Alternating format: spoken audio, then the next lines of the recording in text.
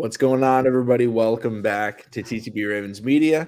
It's Saturday. It's the weekend of the offseason. We're going to try and do live streams on the weekend. I apologize. I don't have my normal setup. I'm dog sitting right now. I hope my dog doesn't make a lot of noise because got hardwood floors and he's got long paws. So it's very clickety-clackety. So I'm like looking at him and he's not moving right now. So shout out to my dog, Bentley. Joshua, how you feeling this weekend? We got the All-Star game coming up, or at least All-Star night tonight, and then All-Star game tomorrow. How you feeling, as opposed to NFL? Man, I'm feeling pretty good, man. I know Matt McClung is in the dunk contest. So it should be interesting to see. I don't believe – I know we can watch it while we're on stream. We just can't show it while we're on stream, I don't think the dunk contest will start until like 10. Okay. Because the skills challenge starts at 8. Okay. And then the 3-point contest is like right after, right? Yeah, so it's skills competition, then 3-point, and then it's the dunk contest. And we've been missing out on the dunk contest, man. All day I've just been seeing, man, remember 2016 dunk contest? I'm like, I do. Zach LaVine, Aaron Gordon. Yeah. I think Mac McClung has a chance to I think he can have a really good contest. We need someone else to battle him. My pick, I think Jericho Sims, center out of New York. I think he does some cool dunks. I don't think he wins, but I think he does some cool dunks. Or something like that. But yeah, not a big name dunk contest at all. Of course not. And you know what? It's bad because back in the day, in the 90s and late 80s, those big names were in the dunk contest, and they was really making a splash, And now I guess guys want to just reserve their bodies more. I mean, you're playing an 82-game season, and I don't know how much reserve your body can do. I mean, I think they're scared. I think too many people look back at guys like Jordan. Like Jordan winning the dunk contest, people use that in GOAT arguments. Like people legitimately use, oh man, he never lost in the dunk contest either. Was 2-0. That's dumb to use. And people talk about, oh, Larry Bird won 2 3-point contests, and they talk about that. And it's at least people still do the 3-point contest. Steph's not in it this year; he's hurt. There's no Clay, but there's good shooters like Buddy Hield and stuff like that. But the dunk contest is people get really upset because a lot of guys are great dunkers in the NBA. And guys, we'll get to football at some point. I just want to talk a little basketball real quick. In the NBA, there's so many great dunkers, but it's a lot of them are in-game dunk guys. Westbrook was a great dunker in his prime, but Westbrook wasn't doing any flashy. Westbrook could give you a powerful dunk. I think there are guys in the NBA like John Morant that can give you dunk contest dunks. I think guys like Zion could also do it. I think LeBron could have probably done it in his prime. But if you lose the dunk contest, there's no question as to how good are you. Right. The only way the dunk contest helps you is if you win. And it's a big risk to throw your name out there and try and win. And so it just becomes, instead of guys that are just trying to, win the dunk contest because they're best, it becomes these younger guys that are I want to make a name for myself. Because people did not know Zach LaVine unless you were a Timberwolves fan when he won his first dunk contest. People didn't know Aaron Gordon either. And even though Aaron Gordon lost, he made a name for himself. He went out there and people – so now it's all these rookies, and it's okay, maybe Jericho Sims becomes a big name. Maybe Trey Murphy of the Pelicans becomes a big name, or Kenyon Martin, even though he's the son of a former NBA player. Maybe he can make a name for himself. It's so people are joining. I remember Glenn Robinson was his name, and he was I don't even know if he played a minute in the NBA, and he played for the Pacers. I remember he won it, and it was okay, now we know who you are. But it's Glenn Robinson, senior or junior? Junior. Oh, yeah, he won 3-4 years ago, and it was it was not a good dunk contest, and it's we at least saw Donovan Mitchell try. But I mean, even if you look back 10, 15 years ago, and like the names that were in it, like Paul George was in the dunk contest, Damian Lillard was in the dunk contest, Dwight Howard, Blake Griffin, Yeah. like really like top tier players, maybe not the best players in the NBA, but like, top 20 players are entering the contest. And now it's like you talk to Zion and he's like, nah. And maybe if I'm really feeling it and they ask me and I'm feeling good, Ja's like, no, I'm never going to enter. Because if you enter and lose, the what if is gone. And I just think that that's kind of sad that people aren't willing. Like, I feel like there's not enough competitive nature because, like, Zion's been in dunk contests before. He's won dunk contests before. He's broke the rims. He broke rims for fun. Like it's just kind of annoying, because the All-Star Weekend is supposed to be such a, oh, let's service the fans. And then it becomes like, yeah, we want to service the fans with like the reason why we don't watch professional dunk competitions is because we don't know the names. Like I know the names. I watch the pro dunk competitions, Chris Staples and Jordan Kilgannon and stuff like that. But it's not as cool because it's like guys you've never heard of doing cool dunks. Whereas when you watch it and you're like, oh my gosh, did you know John Wall? John Wall's been in the dunk contest. Did you know John Wall could do that? Instead, we're watching guys like we've never seen them before. It's like, oh, cool dunk by Jericho Sims, the backup center on the Knicks. Yeah, and it was Obi Toppin last year for the Knicks. And it was like the guy that gets 5 minutes a game, Obi Toppin. Shout out to him for winning. And it's just not as fun when it's players you don't know, unless they really put on a show like Aaron Gordon and Zach LaVine did. Yeah, it definitely takes away from the essence, man.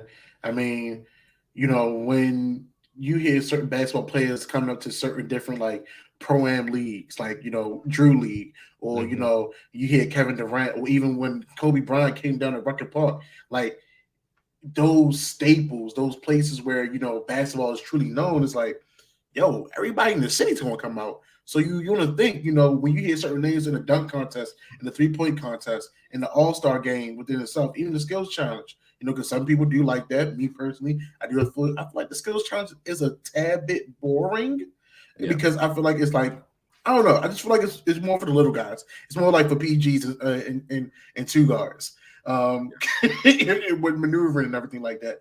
But I mean, like you said, man, it's All-Star Weekend. It's for you guys to get an extra check, get an extra bonus, have fun, but also still, to show out for the fans. They're like, just go in your bag a little bit, go in your Duffy, and really show out just a little bit more.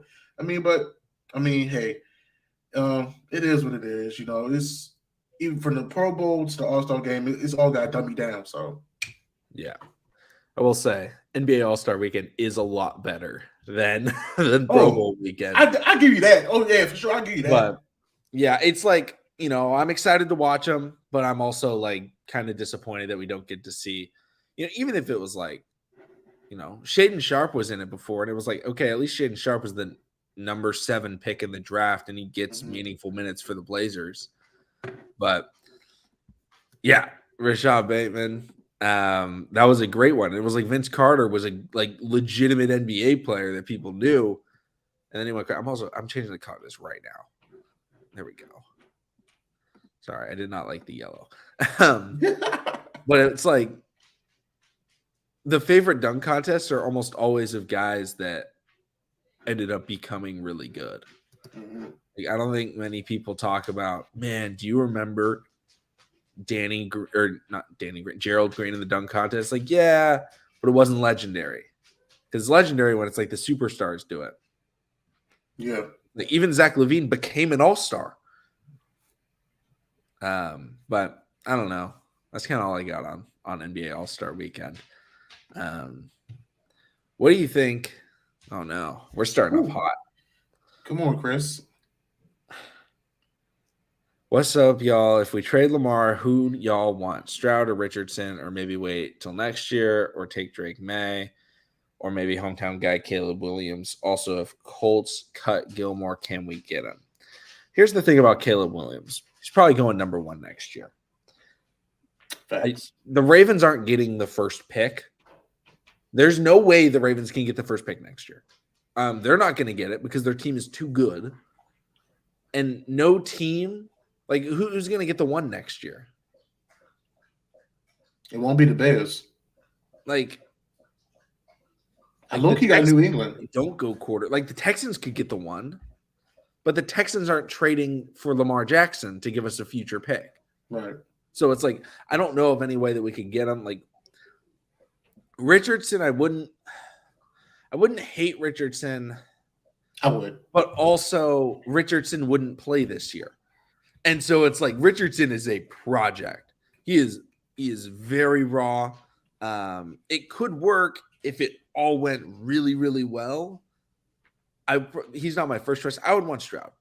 I think he's the most plug and play guy so far. You can plug and play Bryce Young as well, but he needs a really good offensive line and like wide receivers. We don't have the receivers. I think Stroud at least has the good body. So I would want Stroud personally, or trade up, get top 8 or whatever.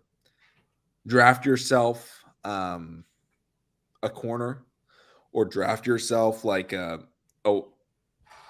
corner or like an edge rusher. Get one of those high end guys, and then keep pick 22, draft a wide receiver, and then draft like Hendon Hooker. Round 3, or trade up into round 2, whatever it is. I think that would be more worthwhile than going crazy and trying to do too much. But not a free agent quarterback. Don't sign anybody if we lose Lamar. Yeah, I'm definitely but that cut getting Gilmore if the Colts cut him. I did hear something about Indianapolis are trying to free up some money space.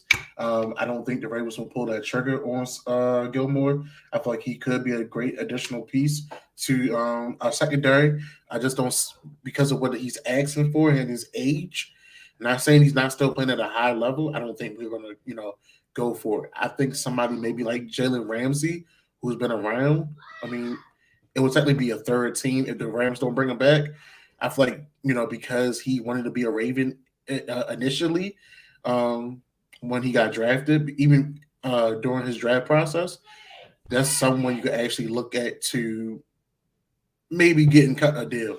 But I definitely feel like, if the Ravens were to trade Lamar Jackson, I feel like we would go for – I would say we go for Stroud. For the simple fact they keep on talking about, they want to be in contingency of winning. They want to be a championship contender team, a Super Bowl contender team. The way you do that is still get a high-profile quarterback. I mean, granted, Todd Monken made lemonade with lemons with Stetson Bennett for the past couple of years.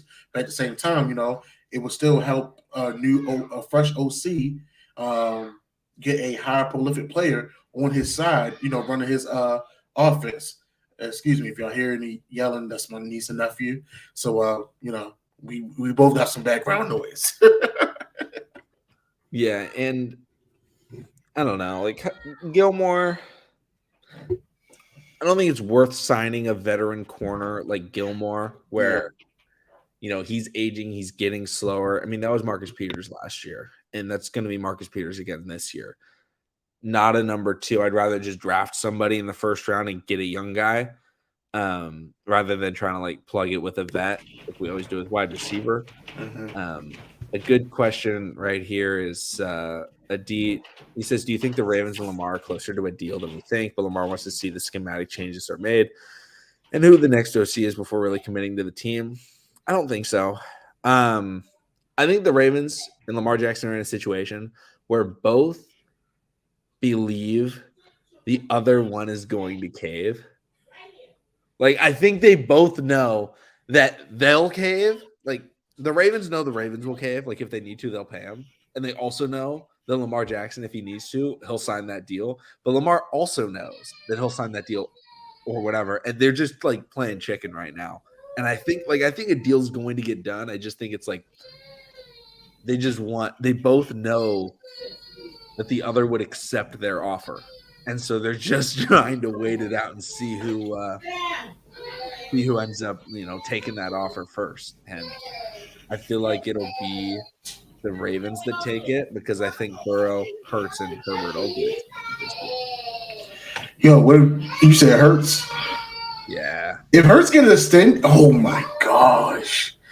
if Hurts and Burrow get extended, it's going to mess things up with with all the negotiation. I feel like, because I'm hearing, I don't know if you heard it, but they talk about for Jalen Hurts possibly $50 million per year. Yeah. I mean that. I'm not trying to watch another man's pockets. I was taught not to do that, and I'm gonna keep on not doing that. He is. I'm not gonna say the savior for the Eagles, but we all know when it comes to certain states and sports teams like Philadelphia, all teams in New York, all teams in Texas, they are pretty much homers for guys that they feel like is like the rejuvenation or the savior of their franchise. And Jalen Hurts right now, he's the new Carson. He's the new Carson Wentz. He's what Carson Wentz, what Philly thought Carson Wentz was going to be. He's getting the job done. He's showing he's an able and ready QB. He's showing that he's for Philadelphia. So I definitely feel like the organization is going to definitely be all in on Jalen Hurts. Not saying that Baltimore is not all in on Lamar Jackson, but at the same time, we all know about Baltimore's organization. We don't really go high end on offensive players. The last time we did that was when we won the Super Bowl, and then we saw what happened after the Super Bowl. So I do understand for the business point of them not trying to give a lot of money to someone that might, decline versus, yeah, we know how you pretty much got us more money. You pretty much saved the organization. You kept us relevant for the past, 5 years. So I mean, you do deserve you do deserve your just due, but we're just not ready to budge on that. So, like you said, man, they definitely had a standstill. I did hear Ian Rappert and Pat McAfee, bring up about his mom being his agent or his manager. I mean, at the end of the day, I don't know if she's been doing any type of studying about being a professional sports agent, but he does have a team of lawyers that is helping him with his decision and helping him with pretty much getting advisement about getting his contract deal done. So I keep hearing about with his bond representing him is kind of emotional. Let's not do that. Let's not just not do that. Just because it's his mom, just because that's the woman that birthed him, all that. If she's coming at it from a respectful business point, all that their relationship is out. I don't feel like that's going to play a big part. I feel like that's going to Lamar Jackson is her client. She's going to be looking out for his best interest, and she's trying to get him taken care of. The only thing that I disagree with a name as big as Lamar Jackson. He should have been got some endorsement deals. Maybe that could have sweetened up negotiation talks because endorsement deals are more guaranteed money up front. Mm-hmm. Yeah, you do get more money from the endorsement. He does have the Oakley endorsement that I know of. I don't know the others. I know he has his personal brand, but I mean, it's just like overall, every year that you wait, the more money you get because the salary cap goes up, quarterback's price goes up. Joe Flacco at one point was the highest paid quarterback in the NFL because he got the newest contract. Every time a guy gets a contract, they become the highest paid player, basically, is how it works. So, every year it's like, oh, Lamar's waiting because he wants a bigger contract. Mahomes, the Chiefs were brilliant signing Mahomes to a 10-year contract because they knew the cap was going to keep rising. And so even though everyone's like, oh man, Mahomes is making so much money, he's making like $50 million a year, or right now he's making like 45, which is a steal because you're getting other guys are getting paid. Like Aaron Rodgers got over $50 million a year. Yeah. So it's like, it's strategic for the team to sign him to a very long-term contract because if it works out, I mean, they are in a spot where they can just do basically whatever they want. But overall, it's just like, I don't think that they're super close, but it's also like, I think both of them want to get a deal done. They just both know the other would sign the deal that they have offered. Yeah, I mean, honestly, man, I feel like that franchise tag is going to play a big part. I mean, the only thing is, if he does sign the exclusive franchise tag, get ready for them great value players. that the Ravens always find to add to the roster. We may not be able to add, like it's been like Eric DeCosta put out there. I forgot how he were. I'm paraphrasing it, but we want to pay Lamar, but with us trying to pay Lamar, we can't get like a number one wide receiver. So I was like, but yet you just said, the wide receiver room is going to be changed. It's going to be an upgrade. What we doing here? It's just not adding up. So we got to see how things play out. We're going March is slowly approaching, so we'll definitely figure out what's exactly going to be going on. And all those negotiations, we're going to hear about other contracts before Lamar Jackson. I don't expect him to be the first big quarterback deal of the offseason. I think he'll be one of the last. Because why would he sign it really early? He can see what other people are getting, and he can make those adjustments and try and do what he needs to do. So, I'm not worried about it. I'm not thinking about it because I know if we trade Lamar, it can still work out. Like Lamar's going to be here, or the Ravens are going to get a draft haul, and it's like the Ravens have a very good roster outside of quarterback. And so if we have to rebuild, we have a good situation for a rookie to come into, or we have a good situation for a young quarterback to play in. Yeah. I guess the only thing is, do we trust the Ravens organization to make a good pick at QB? Because that is some of our weak points in drafting is QB and wide receiver. That's true. That is very true.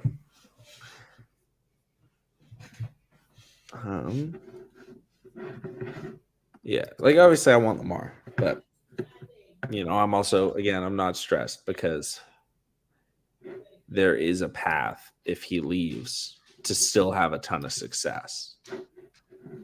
But overall, oh well. Well, we still got a good foundation on defense. I mean, at the end of the day, the Ravens build their team off of defense. So, push come to shove, that's where we'll lead on the most. Mm-hmm. And then on top of that, I mean, I feel like I know I might be giving too much hype. I know people may say, "Oh, Josh, are you crazy?" It is what it is. If you put enough pieces around Anthony Brown, you never know what you never know what can happen with Todd Monken as well. Mm-hmm. That's true. We're gonna see exactly what they want, and if Todd Monken ends up wanting another quarterback because Lamar decides to leave, we're gonna have a quarterback that our offensive coordinator is looking for. We're gonna have an offense planned around that, and it can work out. And for all the people thinking like we're gonna go after Stetson Bennett, John Harbaugh's not letting that happen. The reason why we didn't hire Eric Bieniemy is because of off the field issues. Stetson Bennett has serious off the field issues. He was arrested like the day after the day after the Senior Bowl, which he declined to go to. He was arrested. He's been arrested like multiple times. It's like we're not like John Harbaugh is notorious for having a no tolerance policy. Didn't hire Eric Bieniemy, I believe, because of that. And I understand, like, if you have that policy, like you're not gonna waive that at all. I mean, we didn't waive it for Ray Rice. He was already in the organization. So, it's just kind of something that we have to recognize as Ravens fans that the Ravens are not about that. They've decided to go against drafting a lot of players because of things like that. I remember like Joe Mixon was talking about, the Ravens could draft Joe Mixon. They were like, no, we're not drafting Joe Mixon. Didn't that situation with Joe Mixon literally happen like right before the draft or like during the draft? I think he had another incident during the draft. It was like he got suspended from Oklahoma or something like that for a year or something, or 6 months. There's a lot of stuff with Joe Mixon that's happened. Now, like, more stuff's coming out about Joe Mixon. So, kind of dodged a bullet on that one. It's ridiculous, man. Well, good thing, people, if y'all are doing some more scouting, the XFL did start this Saturday. That's true. We did finally get some XFL. And guess who is out there playing, McConnell? Michael Campanaro. I have no idea who. No. Kyer, what's his name? Kyer Elam's uncle. Matt Elam's playing? Yeah, man. Oh he's my! He's playing for the DC Defenders. How old is Matt Elam? Bro, he got drafted in 2013. He got to be pushing 30 now. He's 32.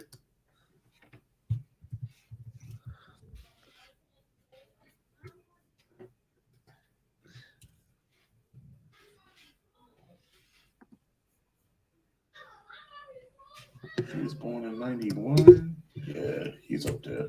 Oh, man. Yeah, he's like 32. 33. Yeah, we're going to see, what kind of happens with all of that. And it's just kind of annoying. But Lamar may be mad at the NFL Players Association. I mean, maybe. He's probably just, I don't know if he's mad. He might just be like kind of annoyed. Like, oh, I'm not going to go to them for help. Because like, that's the thing. The more people you tell, there's always loose lips. And if Lamar wants to keep this negotiation totally private, he's not going to be able to talk to very many people because agents leak things, because staff members of organizations leak things. Like, there's a reason it's so hard to become Ian Rappaport or Adrian Wojnarowski or Ken Rosenthal, like the go-to guys for their respective sports, is because it takes a lot of time to build those relationships to say, hey, if you hear something, text me right away and I will leak it to the press. It's like, could you imagine being at your job and you're like, maybe you work for the Ravens organization and then all of a sudden, like, Jamison Hensley like hits you up and he's like, hey man, what's going on? And you're like, what? He's like, I need to talk about this contract situation going on. And you're like, what do you mean? Like, I find it fascinating how those relationships work, because it's like, some people have, a couple of, like, maybe they're buddies with, like, I know the guy that leaked Gronk's retirement had like met him one time, and Gronk texted him. He's like, hey dude, I'm retiring. He's like, you can be the guy on the story. And like, you got a text from Gronk, and like, that's how it happened. But I think a lot of times it's like, they have to wiggle their way in. And I mean, now it's probably like you become a player in the NFL and Ian Rappaport just like gets your number. But like when they were coming up, and on the guys coming up as well that are trying to get there, it's like you got to just build those relationships with one guy, and then he introduces you to another, and you just have to work at it. And I think that's super fascinating, because I know people with sources, not in football. I wish I knew people with sources in football. That would be fun. But like, I know a couple of people with sources in baseball, and it's like purely based on like relationships. Maybe it's like, it would be like if you knew like Lacey DaCosta and she would just like tell you stuff. Yo, that would be tough to hold in, like, for the actual normal person. Like, granted, like, I mean, if we had like an insider report type situation, man, it would definitely be interesting. Me personally, I would wait till it come out first before like going on air, doing a live stream or something like that. But to be the inside guy, they gotta be being looked out for as well. Some type of conversation has to be made, to drop that info here and there. Because I mean, like you said, man, when you having contract negotiations, or you're hearing the rumor mill about somebody possibly being traded, things of that nature, it sometimes puts the players off. I mean, look at Patrick Queen. We Ravens fans immediately assumed that because he took all his Ravens information down off his Instagram, that he's going to be in talks for trade. Even NFL rumors on Twitter got on top of it, and yeah. And, I mean, it's just interesting how things play out. I mean, so yeah, I mean, I definitely love the fact that, you do have those reliable sources, because I forgot, somebody said something via Twitter, and me personally, if it doesn't come from Jamison Hensley, Ian Rappaport, or Jennifer Zarebic, I'm not really trusting it. Or what's the other guy? Mike Garafolo? Garofalo sometimes has sources. Tom Pelissero also has some, I think, with the Ravens. He's leaked a few Ravens stuff before. Okay. Yeah, That's about it. Yeah, when other people, drop things from now, Twitter got everybody just about everybody has the blue check. It's hard to trust or believe them. Yeah. The Twitter update with everyone getting a blue check, there needs to be a new check mark for sources or like prominent people that earned the check mark. Yeah, like actual verified accounts. Like verified accounts should not be blue. Like verified accounts should now be gold.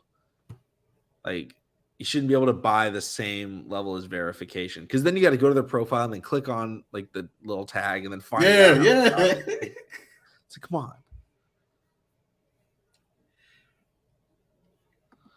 Lacey's friends ain't yoga no more about.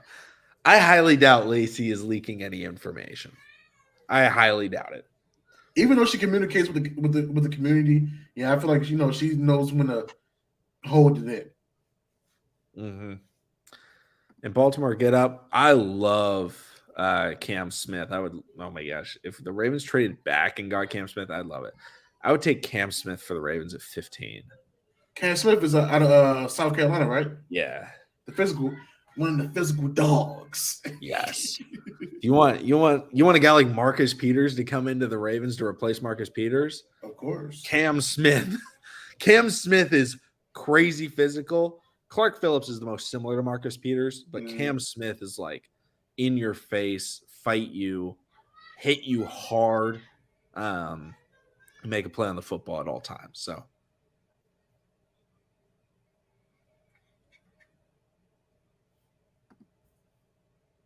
yeah, just like the Hollywood project. Like, yeah, we don't know. The Ravens are a very secretive organization. Not every organization, has people that leak a lot of info. Like we hear a lot about the Jets because the sources are based in New York, right? Like Rappaport, I think, lives in New York. That's where all the Sports Central, things are is New York. So you get more reporters asking and more sources. And like just kind of that culture is like, whether you're working on Wall Street or whether you're working in, a Fortune 500 or you're working in the NFL, you tell people around you what's going on. Oh man, I'm at work. We're working on this project. You overhear it. So the rich keep getting richer. The insider trading that goes on in the NFL too. So especially with that one linebacker that got arrested for insider trading. I can't remember who he was. He played for the Eagles. It was like a couple years ago. And then he got signed by the Seahawks right after that. And I don't know if he played. I can't think of his name.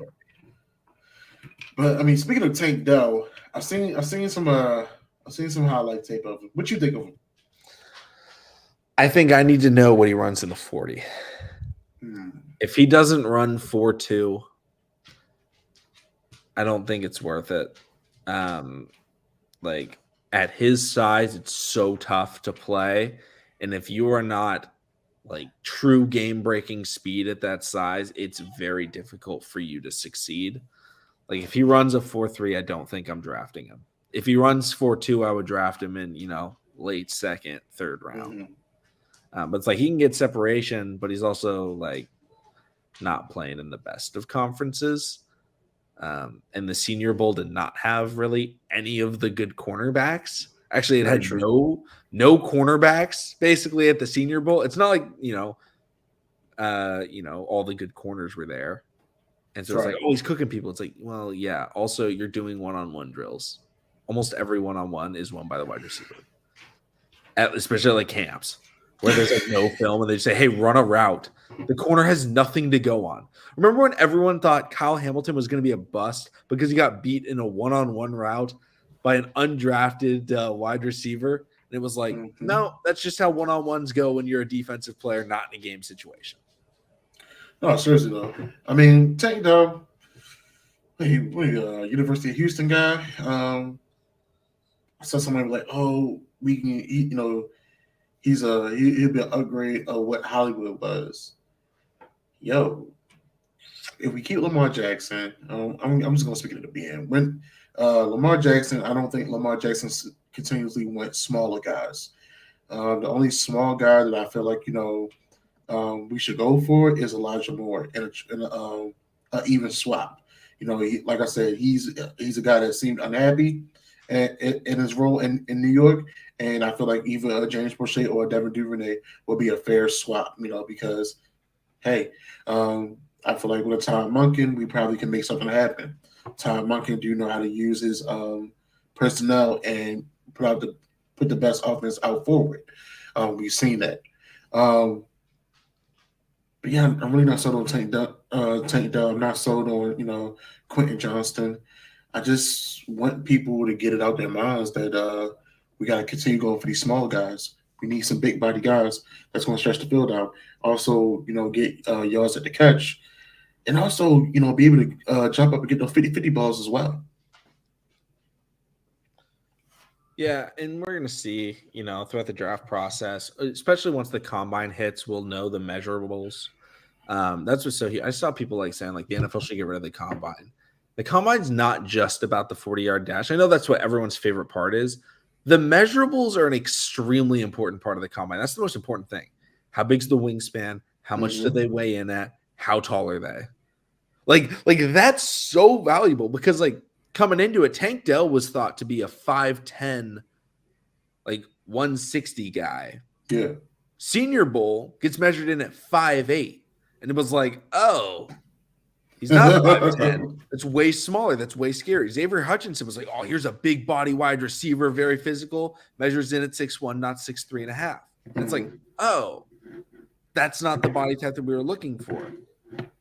So it's just it's just really tough when, people want to get rid of it. It's yeah, the 40 is kind of an arbitrary thing. It's also just a way to improve your draft stock. Draft stock gets changed by the 40-yard dash, and people get upset about that, but it does. If you run a fast 40, it's going to make the eyes pop. If you run a bad 40, it's going to make it, people are going to recognize that. They're going to know, okay, maybe his top speed isn't that good. But at the same time, people are oh, yeah, but 40 doesn't mean everything. Watch the film. It's yeah, they also watch film. But if they're looking at two guys and well, they both look really fast on film, and then one runs a 4.28 and the other runs a 4.39, you're oh, the 4.28 guy is faster. That's what we're looking for. Or, hey, he's repping on the bench and he's an offensive lineman. Yeah. You want that. You want your D lineman. You want him repping well on the bench. I feel like 40s. Oh, what's the other one? The cone shuttle drill and bench press.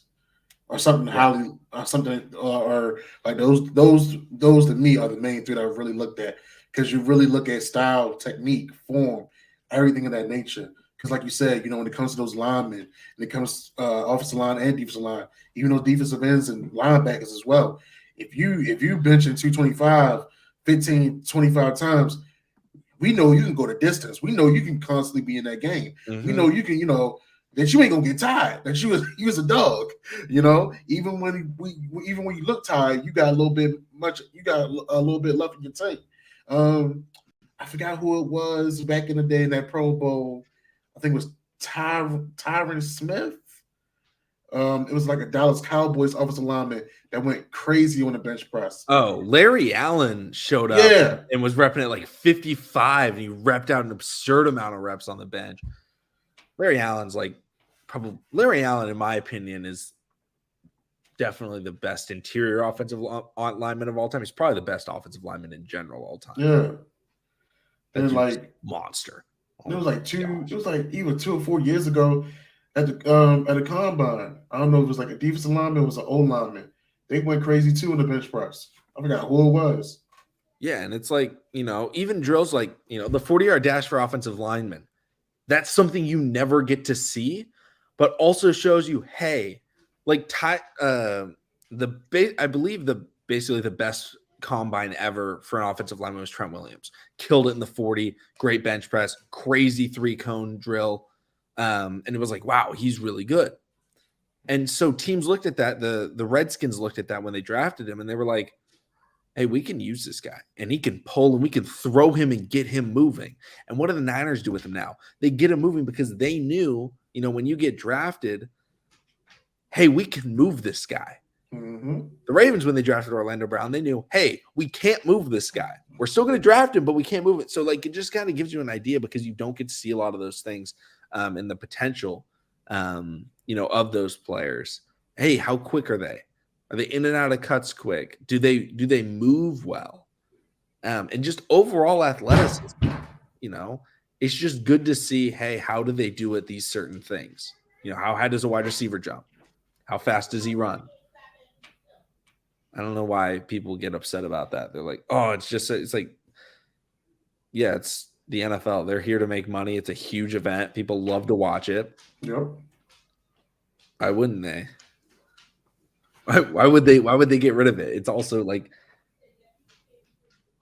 pretty important. Right. I mean, who wants to draft the quarterback and don't know if he can throw it in between the numbers, or can't throw it past 40 yards?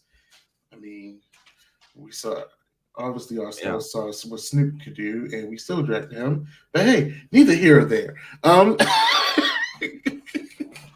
So I mean, it's a lot of different drills that plays a part. So I mean, yeah, we definitely still need to combine just to see, what's who's out there, who can be drafted, whose stock can rise, because that combine helps out a lot of guys that didn't maybe have the best of seasons that enters into the NFL draft too. So it could literally be between a D1 FCS school defensive end. Okay, like Isaiah Land out of FAMU versus a defensive end from Texas A&M. If Isaiah Land has a better combine day than a defensive end coming, well, let's say Will Anderson. If he has a better combine day and even pro day at FAMU than Will Anderson, his stock goes up more. Now, will Isaiah Land be drafted top 10? No, but he could be pushed. His stock could be pushed up to a late first round, maybe even early second round. So that's why guys do take advantage of those pro days and those combines to show what they're capable of. Yeah, I mean, it's just something where it's like you got to do it so people know, and people want to see what you can do, and the guys train for it, and because a lot of times, like, you're drafted, like, pre-scouting, you're like, well, this guy was a track athlete in high school. Here was his time. It's like 100-yard dash you never have to run. Like, it's very, like, if you're running a 100-yard dash, you should be all good. And somebody, I think, is coming over to my house, like, right now. So I'll be back in, like, 1 minute. I should be all good. But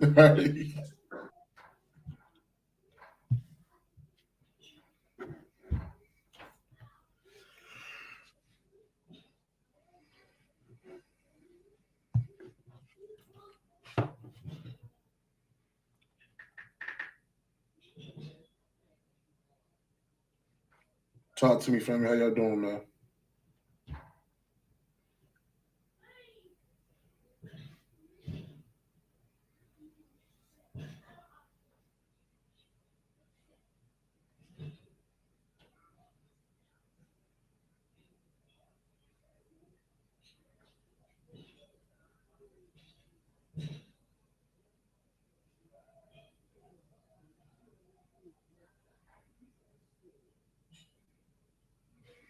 No, family, we'll be right back. McConnell's back.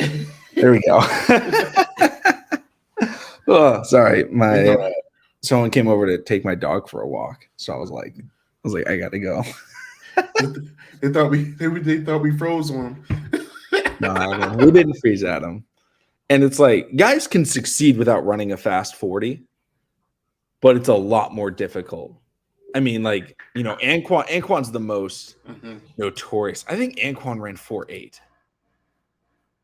Like, hold on. I'm looking it up. Because Anquan came in, he ran 4.7. He ran a 4.7. That's what he ran. Because he came in, and it was like, oh my gosh, how is this guy going to succeed? And it's like, everybody that is playing right now, it's like, it's harder to succeed if you're not as fast. Can it work? Yes. If you're really good, like I think the best example right now is Amon-Ra St. Brown. Not crazy fast, not some crazy athlete, but he's able to get open and find separation. That's something that, you have to know, okay, we really need to focus now more on his route running, his ability to get open, rather than just, oh man. Because like, guys, you watch highlights of almost any college wide receiver. If you're watching film or if you're just watching highlights, right? Ravens draft a wide receiver, you look up his draft highlights. That's what I do. I watch film on the guys beforehand, but I like watching the draft. I get excited. I like watching guys' highlights in addition to watching their film. Almost every wide receiver, half of the film in college is going to be he burnt them over the top. Or, oh, look at that. He caught a pass and took it 60 yards to the house, because college defenses just aren't that good. That's not real. So if you're looking at a guy and you see, oh, wow, he keeps burning guys, getting touchdowns, and then you look it up, like perfect example, Xavier Hutchinson. Watch his highlights, really love his game. A lot of his highlights are like crosser over the middle and then like splits the safeties and scores a touchdown. Xavier Hutchinson is slow, everybody. He's not going to be doing that in the NFL. But you're watching the highlights and you're like, oh man, this guy's burning it. He's going to run that 40. He's going to run like a 4.5, 4.6. He could run 4.7. And everyone's going to be like, okay, we really need to pay attention to his ball skills and physicality now, rather than just his speed. Because it's like the highlight tape is a misconception, because a lot of defenses are not good, and it just leads to busted coverages. Like every national championship, I feel like in the last 5 years is just like busted coverage, busted coverage, busted coverage. Even look at like Quentin Johnston's 80-yard touchdown against Michigan. It's like just like catches the drag route and runs untouched. Or maybe like one guy covering him on the drag route missed him, but he basically just ran untouched for a big touchdown, because it's like busted coverages. Well, I mean, we all know when it comes to college defenses. I mean, well, let me rephrase that. When it comes to the college secondaries, they're not the best. How some of these corners have become the big names that they are in the NFL, they did their due diligence. Patrick Surtain, the second, he's locked up. J.C. Horn, he's done his job. Derek Stingley Jr., he's worked out for LSU. So, even Sauce Gardner in University of Cincinnati, they have done their jobs to work and earn, their spots in the NFL. But a lot of, as a core, secondaries do not always come together in college. It's always that one guy, out of Notre Dame. I don't remember anybody else in that secondary outside of Kyle Hamilton working the way he did, So, I mean, we can go all the way back to the 80s. I know they had Andre Rolle at the U, but you also had Ed Reed. So, I mean, the athlete, it really comes down to the athlete, the player, the coaching styles. A lot of schools are going for high power offenses. Yeah, Chris. I was big on Jaleel Scott, Jordan Lastly as well. Aaron Millette, coming out of Elon, I was rooting for him, because he had the 6'4" frame, coming out of a little school. I think he had over 20 touchdowns in college, But even look at it like we can look at some of those bright spots though. Look at Isaiah Likely coming out of Coastal Carolina, a FCS school, Division I. Someone that also he played tight end and wide receiver, and he made a big name for himself. And we've seen it translate into his rookie career, and I hope he continue to take leaps in his career as well here with us as a Raven. So I mean, like you said, McConnell, man, it really depends on the player, because sometimes you find those diamonds.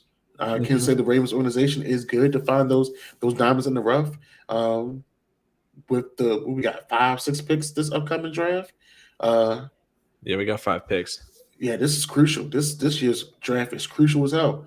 It's set. I'm hurt to say it, but every pick may have to be, or at least 3 out of 5, had to be an impact type of player that can help us, still stay in contingency and help us win. Yeah, and we're going to see, throughout the draft process and throughout the, draft and preseason, how the Ravens do. And how every team does, because there's always going to be people that you really like, and they may have not gotten the opportunity in other teams to like get that development that they need. Especially like 5th round guys. If you guys have sleeper players and it's like, oh man, that guy didn't turn into a stud. Well, he might have gone to the bad situation, right? Maybe it's a running back that you really like. I love Dwayne McBride. I think he's going to be a great running back. But if he goes to a team, like let's say he gets drafted to the Titans, well, there goes his career. Like he's not getting, like it's not gonna work for him. If he gets drafted to a team that could use a number 2, like the Ravens, where it's like, hey, he's going to go out there, he's going to be the number 2, make a name for himself. That's one thing. So it's just something where it's like, all these late round guys that people talk about, the diamonds, they have to be, set right and put in the right position for them to succeed. How good was Brady going to be if he didn't go to the Patriots? Could he have played and been decent? Yeah. But would Brady have gone down as the greatest quarterback of all time if he didn't go to the Patriots? I don't think at all. Like I don't think he's relevant if he didn't go to the Patriots. Yeah, I really don't think Brady would be relevant if he didn't go to the Patriots and been with Bill Belichick as long as he did. Yeah. I know people may, argue with us about that, but I mean, it's literally okay. Look at it this way: we all knew Patrick Mahomes was a gunslinger out of Texas Tech, but Patrick Mahomes did not get the polishing from. If he didn't get the mentoring from Alex Smith and also the coaching from Andy Reid, I think Patrick Mahomes would have been what Kyler Murray is now. Yeah, it's like, everything changes when you get to that spot. And it works both ways. There are some guys where it's like, hey, they could have done really good. But they went to the wrong spot. Maybe it's a quarterback. Like maybe they just got put in the bad situation. Maybe they went to the right situation and it worked out better than it could have. It really goes back and forth. But, we got all offseason to talk about, 5th round prospects, everything like that. Joshua, is there anything else you want to talk about tonight? Man, not much, honestly. Just make sure you guys are following us. Y'all sub it up. If you guys are PC game players, if y'all interested in boxing, Undisputed. That is actually on PC as of right now. It is a good boxing game. It's better than Fight Nights. And that's saying a lot. They got Roy Jones Jr. on there, Sugar Ray Robinson, Sugar Ray Leonard, Tyson Fury, Deontay Wilder. A lot of good names on the list. Even Ryan Garcia and Canelo and all them guys. So if y'all looking for a fighting game, a boxing game, if y'all play on PC, Undisputed is a good one. All right, guys, you heard it. I haven't played it. I don't play PC games typically anymore, since I basically got rid of my PC. But thank you guys so much for watching. Subscribe for Daily Ravens content. We're gonna try and do the live streams every weekend, or try at least, and then also have the podcast throughout the middle of the week. So thank you all so much for coming through, and we'll see all of you again next time.